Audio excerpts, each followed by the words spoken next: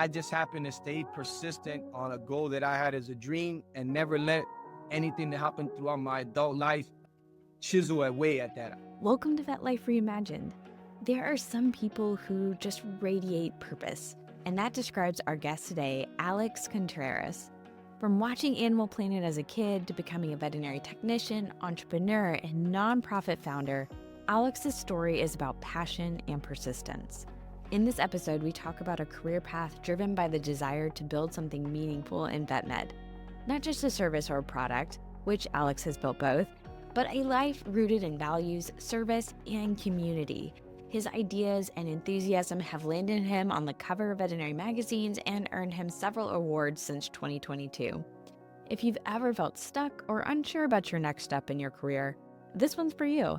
Alex shares that you don't have to have it all figured out, but when you care deeply and keep moving, things can happen. Let's get to the conversation with Alex Contreras. When did you know you were interested in veterinary medicine? Yeah, anytime I get to tell my story, to relive bits and pieces I forgot along my journey, it kind of centers me to why I even started this profession, why I was so in love with it from the beginning at a young age. I attribute that a lot to my late grandpa, who literally stuck me in front of a TV at a young age. I was kind of captivated and motivated by the likes of Steve Rover and the Crocodile Hunter, the Animal Planet, the Discovery Channel, Net Geo Wild. So all those animal related programs. So at a young age, I've already kind of was fixated and programmed into knowing that I wanted to be in the veterinary profession at some capacity. I wanted to assist in surgeries.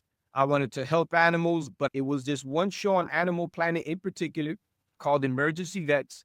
There was literally a camera crew following the day-to-day activities of a veterinarian technician, right?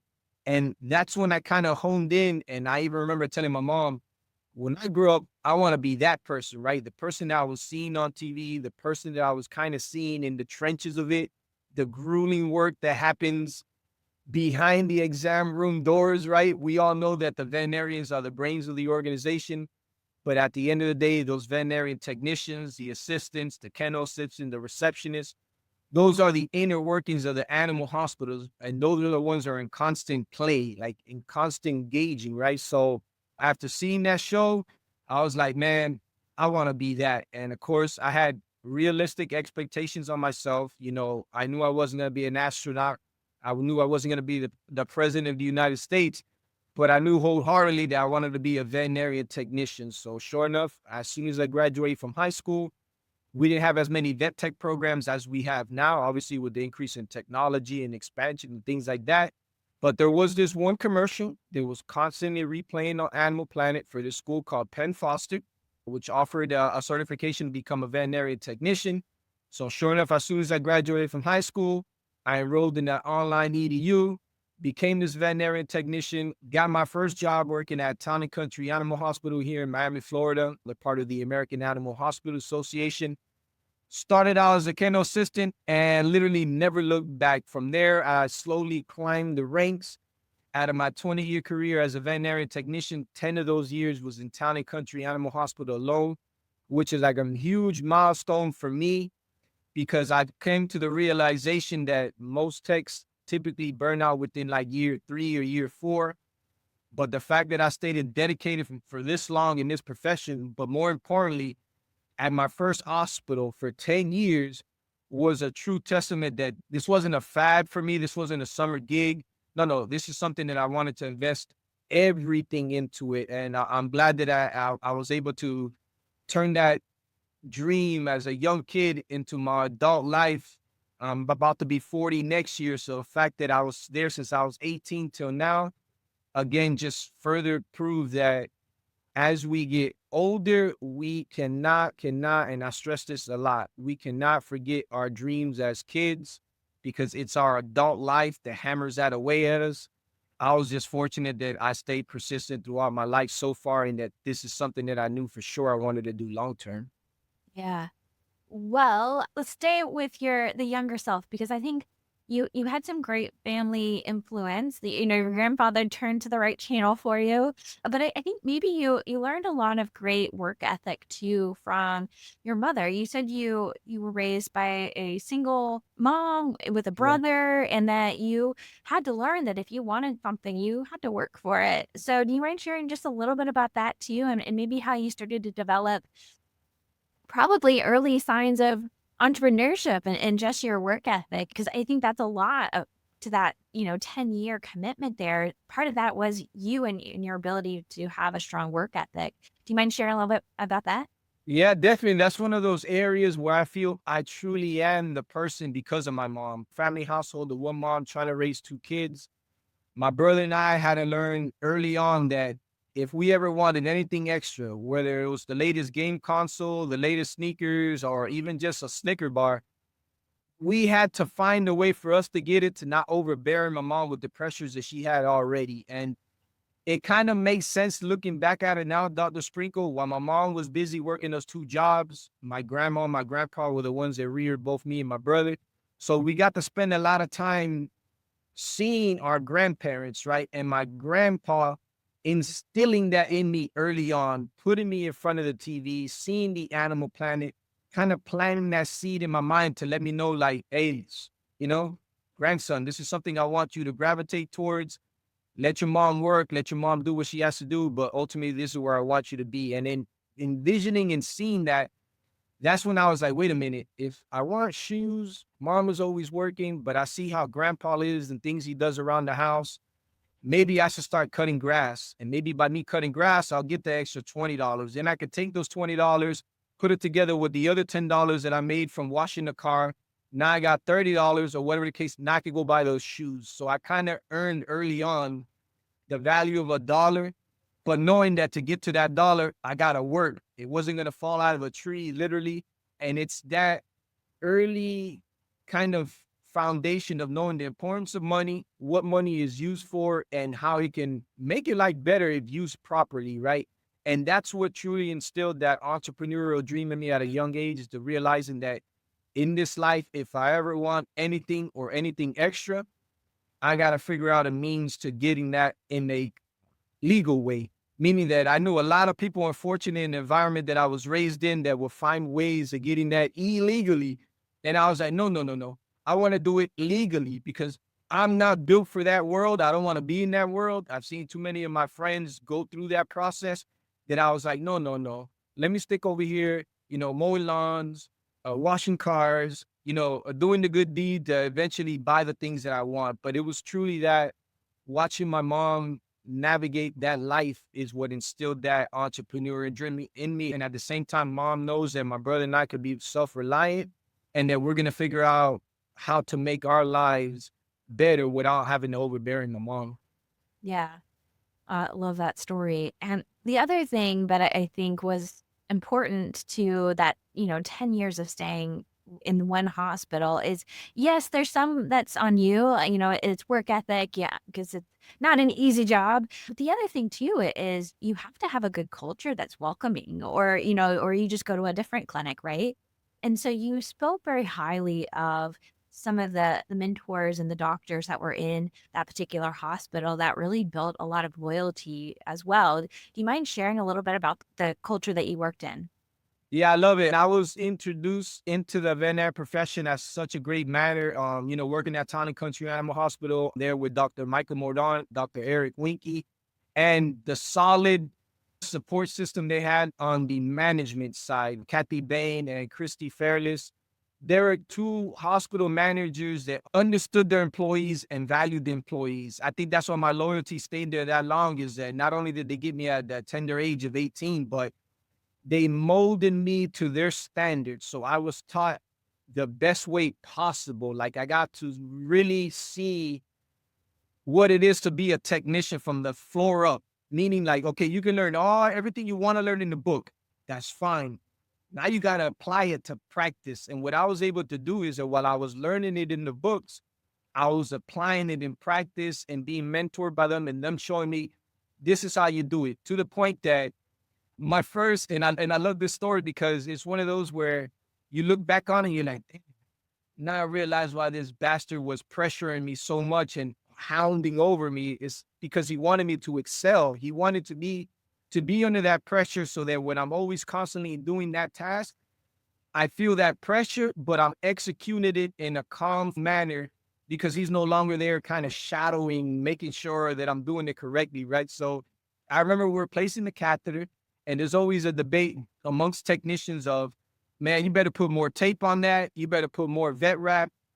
This doctor in particular, Dr. Eric Winky, was like, it's a 3-tape minimum. 3 tapes is all you need to safely secure this catheter, right? And after months and weeks of watching technicians using the 3-tape step, I was like, okay, it's my turn now, right? So when I would put on my strips, obviously, I started to realize while he's hounding on us, we have to make sure that when we shave that leg, that we throw that hair away as soon as we do it. So that when we pour our alcohol or our scrub, we're not mixing that now with hair everywhere. So he wants to see the area clean. It got to the point where we could place a catheter with no blood drip, right? In under a minute with only 3 tapes. And that's how we each motivated each other to the point that when a new tech will come in, we would be like, hey, it's a 3-tape minimum. You better do it like this, and that. And that's when I realized the concept of what is it? Teach one, show one, do one. And yep. And that's the philosophy that we had there with every task, whether it was scraping or getting prepped for surgery, placing the catheter, setting up the vaccine tray. It was always making sure that we do it in a clean manner. And once I developed that solid foundation, that's when I realized, like, years into being there, I was like, I can't turn my back on these people. They educated me. They gave me a career. They listened to all of our needs. Whenever we had an issue, we would bring it up to the office manager. The office manager would put us face to face with the veterinary and hash out whatever issues we had at the moment. Like, hey, Dr. Mornad, when you told me that harsh word, I felt bad. And he'd be like, well, take it. And we'll be like, okay, well, at least I brought it to at least I addressed it. He gave me his reply. I swallowed it. And I came into work the next day like nothing happened. And that's when I realized, like, I can't turn my back on these people. I stayed loyal to them for so long. And it wasn't till the entrepreneur spark that sparked in me that led me to leave that was the only way I was going to leave that place. Because if it wasn't for that, I probably would have still been at that same animal hospital because they took care of us, Yeah. And it's so funny that as you were talking about, this high standard for quality and cleanliness, I think that's going to foreshadow something that comes later. But yes, you seem to be someone who loves to grow and learn too. And so you started to get into like massage and physical therapy as well. So how did you get involved in that? And then how did you start to implement that into the practice there? Yeah, that's one of those, now that I'm thinking about this now, like, again, every time I get to relive my story and tell it, I tend to forget the long way it took me to get to this point. I stayed invested in something for so long as a career that now I can literally look back and be like, damn, I went through the gauntlet of things to get to this point. And seeing everything that I want to accomplish further, everything I've done in the past, like it was prepping me for this moment, basically. So when I was there at Town and Country Animal Hospital, obviously, whenever we recover the animals from anesthesia, we try to wake them up as fast as we can.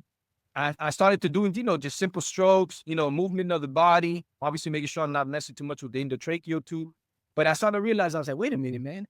I wonder if the same methods that are being applied in sports medicine for human, rehabilitation, I always wonder, what more can I do as a tech? What else can I do, right? I'm just standing here, recovering this animal from anesthesia, but what more can I do, right? And then that's when it dawned on me, like, man, I wonder if there's like a massage therapy course that I could take or something that I could do to get some type of a certification to not only continue to show my managers that I want to excel, I want to continue to grow, and I want to be able to at least say that I have some knowledge on what I'm doing when I'm moving this pet and this matter in the surgical suite, right? So I found out about this school called the Equisage that had a massage therapy course for horses, hence Equisage, but they opened like a whole subdivision specifically for canine certification, right? So I hopped onto that program. I think it was like a 9-month program.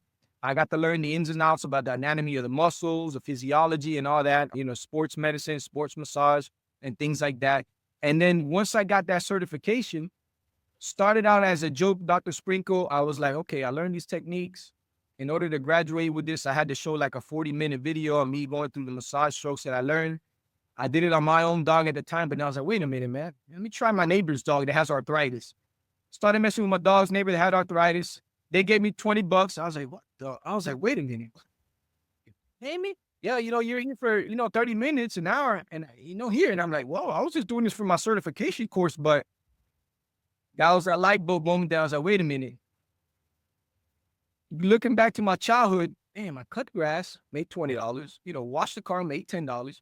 Massage a dog, made $20 or whatever. Maybe I could start something here. And then sure enough, that's what started me to go ahead and create this service business called Dogapy. And I got the name Dogapy, obviously from, dog and in therapy. Put those two words together, learned about the trademark process, got a trademark. And then that's when I knew, okay, I'm in this new phase of being a technician. Now I'm this entrepreneur in the same space. And then sure enough, I started Dogapy. It got to the point that the doctors found out about what I was doing. They started referring me cases. Other hospitals started to find out what I was doing. And by the time you know it, Dr. Sprinkle, I had 3 or 4 cases that I would do on my days off. So now I realized, wait a minute, I'm offsetting my not so great salary as a technician that we all know. And I'm supplementing it with this entrepreneurial business that I created out of the nothing, that essentially started out as a joke. And I started videotaping some of my cases, hoping that I'm going to put it on YouTube and some Animal Planet executive was going to see it and was going to be, hey, look, this guy's Alex. He's in Miami, this unique service. It's proven, it's working. Let's give him a hit TV show on Animal Planet, right? That's what my thought was. Obviously, that didn't happen, Dr. Sprinkle, but I was able to be on the channel Morning News here in Miami. I got the anchors there to kind of crack a joke about the fact that the male anchor person couldn't get his wife to massage him, but she's paying for a dog massage. So where's the win in that? And that's when I realized, like, oh, I could have something here with Dogapy, right? So did the Dogapy thing for about 3 or 4 years there while still being a technician. And that's when, again, that entrepreneurial kind of spirit reignited itself for me. And I realized that I could definitely do good in this position. I could definitely do better as a technician. But more importantly, I'm going to be able to kind of grow, but grow within this industry, meaning like I want to be able to still stay in the same profession. It's not like I wanted to jump into, I don't know, carpentry. No. I wanted to stay in the same profession and just continue to try to make it better while at the same time growing myself as an individual and as a person. Yeah. Well, so you got the taste of a service business, and then, ironically, another TV show, I think Shark Tank, was on and sparked maybe a track down a product business. So do you mind sharing your transition into your next venture? Yeah, so when I realized that obviously Dogapy was a service-based business, meaning I had to take my time, I had to really stretch myself out to make these things possible. I was binge watching the hit TV show Shark Tank, and I remember this was January 8th, 2016, with my 6-year-old son who's 16 now, watching, and I'm seeing people coming on there creating products, services, and business is something they have firsthand knowledge in, right? With some of the most absurd ideas sometimes that I'm like, and they will go on to the show, they will pitch the sharks, and they'll get multi-million-dollar investments or, 6-figure deals. Some of the most craziest, dumbest ideas, but they put in the work to get there, right? So when I'm seeing these individuals going on there, I'm like, wait a minute, wait, come on, man. If they can do that, why can't I? And it was always that curiosity of always sitting back and thinking, wait a minute. You're a human being just like me. You brush your teeth the same, you tie your shoes the same, you wipe your butt the same. You're no better than me. I'm no better than you. Let me figure this thing out. And sure enough, I went back to work the next day thinking with an open mind, thinking, damn, Alex, what in the veterinary profession can be improved and made better and definitely safer? Not only for us technicians performing the task, but for the everyday pet owner, but most importantly for the pets. Like, how can I make their lives better, our lives better, and just make the profession better in totality, right? So that's when I hyper laser focused on something I've coined one of the most overlooked aspects in the animal care profession, and it's the dreadful nail trimming process in animals. We hate trimming animals' nails. And I'm saying it here. I don't care how much of a skilled trained technician you are. I don't care if you're a gold star elite groomer. You're going to nip the quick, right? And when you nip the quick, you got to yell for one of your coworkers to first find the jar where you guys last left it. Get that jar into the exam room, to the treatment area. Crack it open. You know damn well when you crack that thing open, you don't even know when you opened it. You know for sure you're going to find some contaminants in there, old nail clippings, for sure clumps of dog hair, little drops of blood here and there. And I realized this has to be one of the most least hygienic things, yet it's one of the most, for sure, it's going to end in bloodshed, meaning we're going to nip the quick. And you mean to tell me we can't visit this in a hygienic fashion, right? Because we have to pour the powder, dab our fingers on it, go through the whole gamut of that. And I said, no, no, no, Alex, this has to change. There has to be a safer, faster, and definitely a hygienic way of applying styptic powder to an animal's injured nail. Little did I know, the Dr. Sprinkle, that idea was going to take me on a 4.5 years journey through the patenting process. I was able to secure 2 U.S. utility patents on the first ever disposable styptic powdered cartridge that's going to snap onto a pet nail clipper that also has a stainless steel nail file embedded right on the actual handle, virtually making it a 3-in-1 tool. The name of the product is going to be called KlipTrio. I even tattooed the name of the brand on my forearm. Way before I understood the patenting process, I just believed in it so much, and I knew that I dumped it into the universe in such a great manner and educated myself on the patenting process and all that grueling work that goes into that, that I knew that this was destined for me to be the one to innovate it. And the fact that I secured those 2 patents on it, had to keep my mouth shut for 4.5 years of going through that. 2022 was my breakout year, and I was able to openly speak about KlipTrio coming out. I've been on 2 Veterinary magazine covers. I won 5 awards so far, and KlipTrio hasn't even came out to market yet. That's how much of a brand association that I created around it, that my journey was literally backwards, Dr. Sprinkle. Normally, when somebody innovates or invents something, they have the capital already to put the product out, to then start working on the marketing and the press stuff, like going after the awards, going after the recognition. I was literally building the product while getting the recognition, while getting the awards, to hopefully that when the product comes out in 2026, all the hard work has already been done. It's already been a valid product. It's already been tested. It's already been approved. It's already been recognized. Now that can lead me directly to sales versus it being the other way around. And the only reason why I mention that is because that's the way my cards were dealt. Like, having the access to the capital has been the hardest part of this entrepreneurial journey, to the point that even I try not to become jaded with the process, Dr. Sprinkle, watching other people with ideas less than mine, less innovation, no proprietary, no awards, no recognition, getting the 6-figure deals, getting the $1 million investment funding. And I'm like, what? And I'm sitting here with awards, patents, recognition, subject matter expert, being a technician. And you mean to tell me that I can't land capital? But I realized, sit back, Alex. You don't know their story. They don't know yours. Put your head in the sand. Continue doing the good deed. Continue doing what you're doing, and eventually your opportunity to come. And I've been fortunate that hopefully in the next 60 days or so, I can land my first deal to hopefully get the product out and eventually just start being the go-to person as a technician. When it comes to innovation, I want to be recognized as that technician who not only became this technician, but evolved and grew within the profession to become this entrepreneur, get into philanthropy, and hopefully showing the industry that technicians are more than just techs. We could be innovators, we could be entrepreneurs, we could be in philanthropists, or philanthropy rather. Is just showing the, don't just single me out as being a technician who's walking dogs and doing vaccines. No, no, no. Take a look at what we could do, because there's innovation here, there's a brain here. And eventually I saw something that other people weren't seeing, and I laser focused in on it.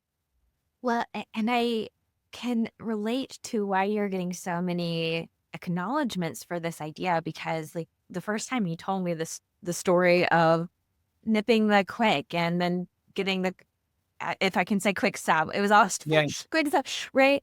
And you like teleported me back to those situations. Like you're so right. And to acknowledge the never put anybody in a box, right?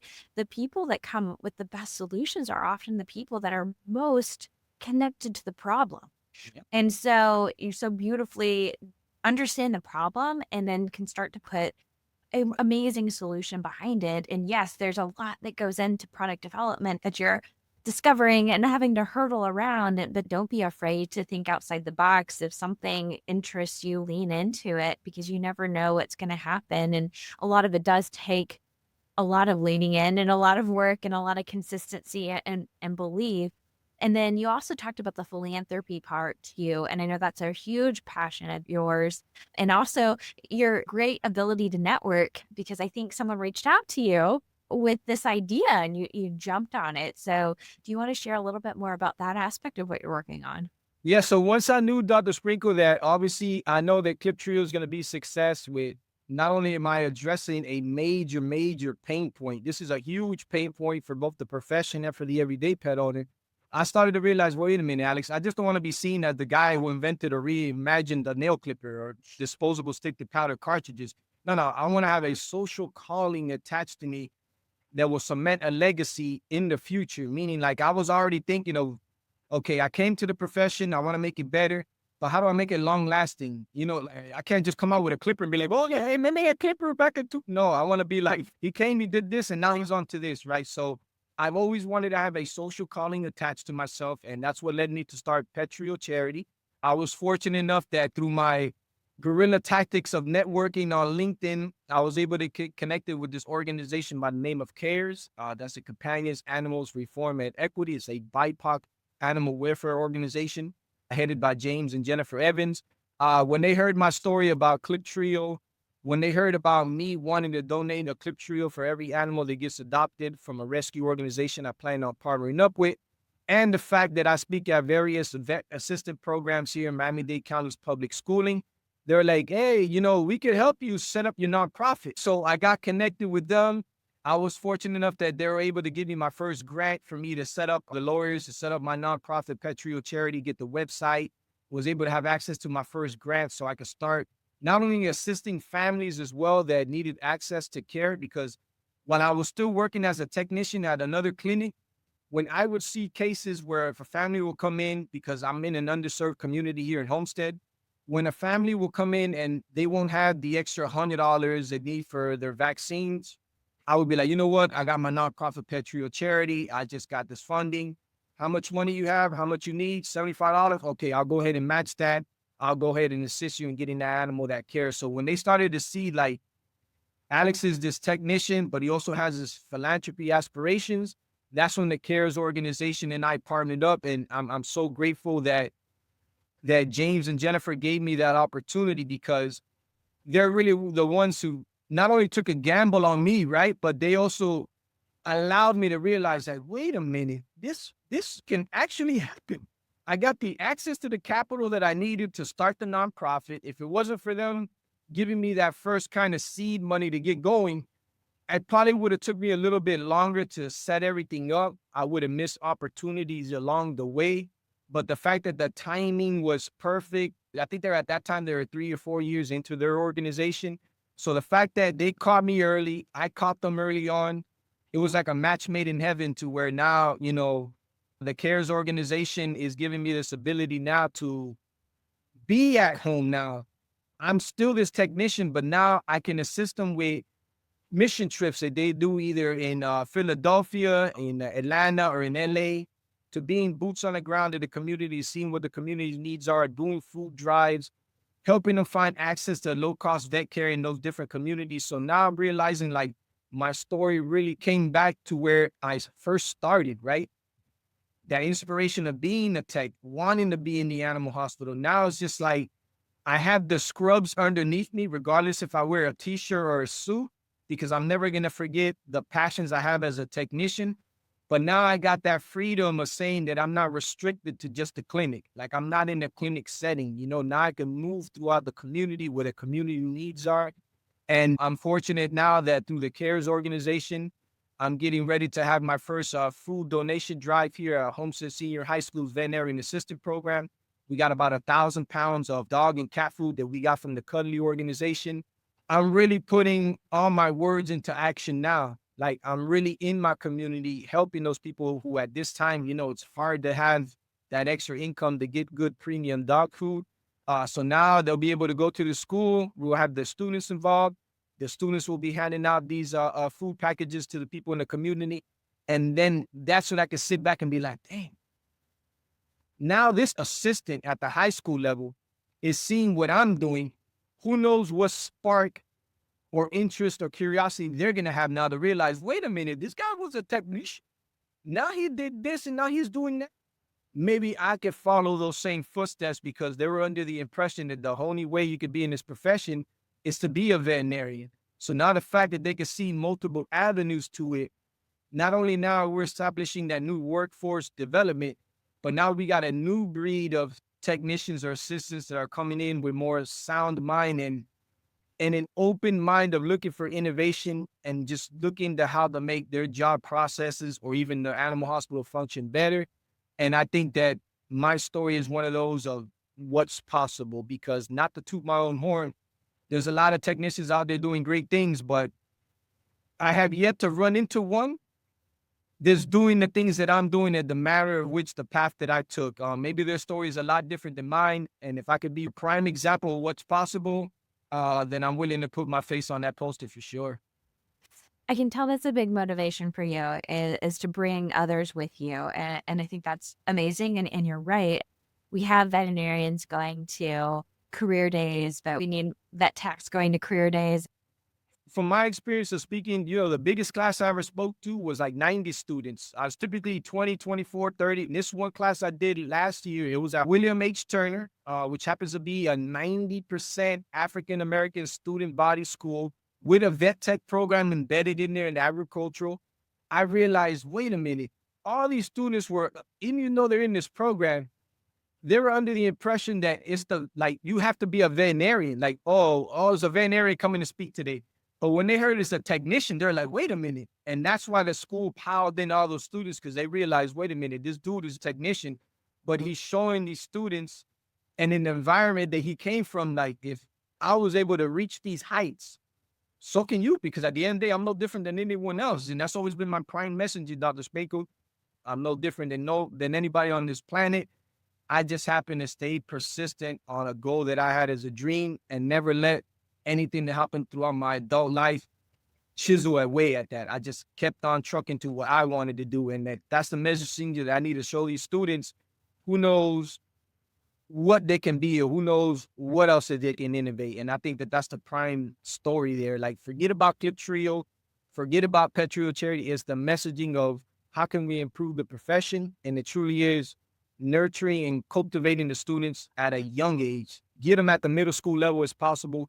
Get them at the high school level. Mold them so when they get to the college level, you can already see, like, this is what they want to do. They showed it for years on end to get to this point. And then from there, they could just put more gas on the fire and just let those students excel from there. Well, from student to those who are already in the clinic working, and maybe they're a little itching to do something next, what are your pieces of advice, giving them words of wisdom and thoughts around possibilities for them in their career? My word of wisdom has always been, if you're not growing within the clinic, go to where you can grow. And it happens. And this is why there's not too many entrepreneurs in this world. It's a gamble that you have to take. It's a risk that you're really going to bet on yourself at all costs, that if this doesn't work out, you have nobody to blame but yourself, and you have to take full accountability for it. Whereas if you're in an animal hospital working 9 to 5, you're just doing what you have to do. And I always tell employees or coworkers, like, if you're feeling like you're going to get in the rut, like you're feeling like, oh, it's the same thing, man. I'm always doing fecals. I'm always doing this. Okay. What is it that you want to do? Man, I want to learn how to put a catheter in. Don't tell me. Tell your office manager. Tell your senior tech. Like, hey, look, man, teach me how to place a catheter.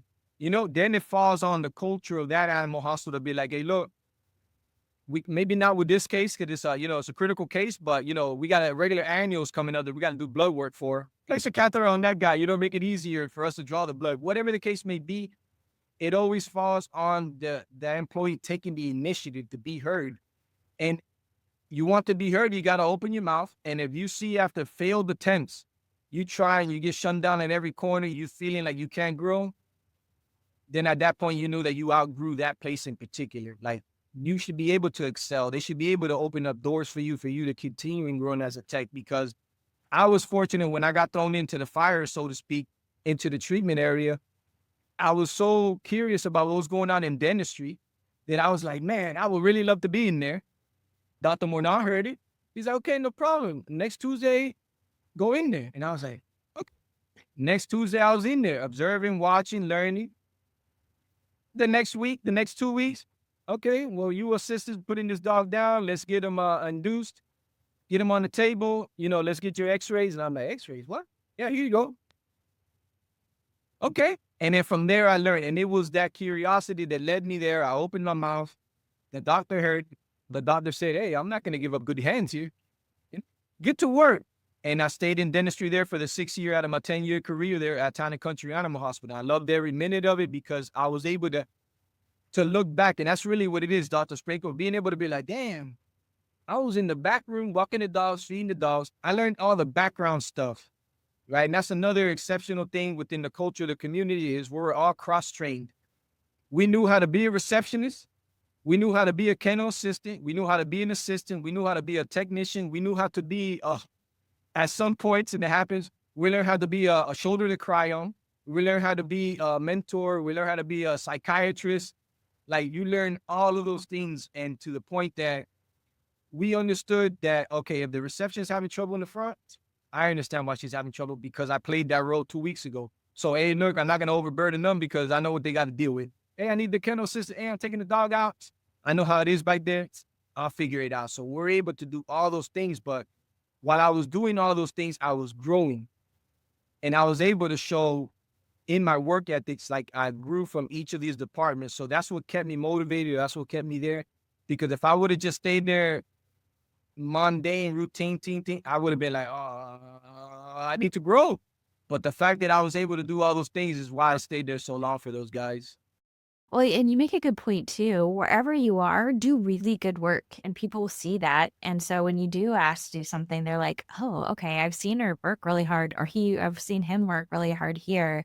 Then, it's a little bit more proof that you're going to work hard wherever you ask to go. Yeah. So, Well, and it's rewarding because you carry on that ethics everywhere else. Meaning, like when I had this gold star standard of what I did at Town and Country Animal Hospital, when I left those guys to go on my hiatus with the entrepreneurial dream, whenever I needed to double back and to get into an animal hospital to keep me going, I kept that same work ethics that when I got into that place, I still kept that gold standard and I was able to show the text there like, hey, it's a 3-tape system.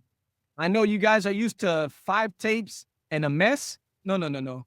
This is how it's done. And when I was able to implement that, that's when I realized like, man, okay, I can take on this role now of a teacher, so to speak, because the experience that I have to where I could be like, hey, you messed up in that part because you didn't do this. But I would show them, I wouldn't tell them. And then they would catch it. And I was able to realize you could take that work ethics with you wherever you go because I had a solid foundation to work off of, yeah.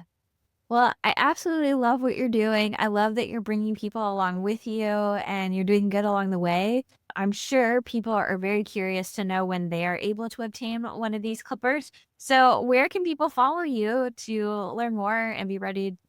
Yeah, well, obviously they can go to the KlipTrio website. It's not for sale yet. We're hoping to hopefully head into manufacture, hopefully by the end of December, early January.